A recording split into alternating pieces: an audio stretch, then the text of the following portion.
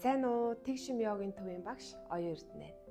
Өнөөдөр та бүхэндээ багш нь йогийн загас байрлалыг зааж өгье. Энэхүү байрлал нь цээж, уур шиг хоолойг онгойлгож, хүзүүний хотгорыг сайжруулж өгдөг байгаа. Мөн Бамбай булчир хаанд шиг аж холбогдолтой дасгал байгаа шүү. За эхний ээлжинд хэдүүлээ сайхан дээшээ хараад хэвтээ. Дээшээ харж хэвтлээ. Хоёр гарын алгыг өгзгөн доор доош нь харуулаад тавина.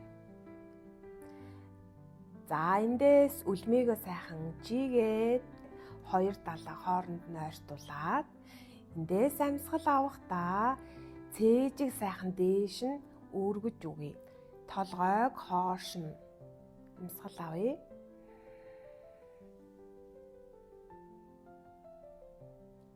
Эндээ хоёр амьсгал.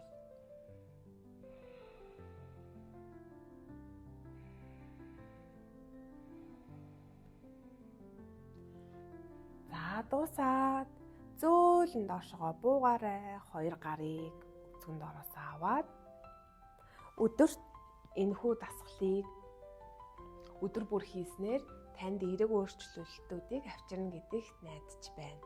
Баярлалаа. Баяртай.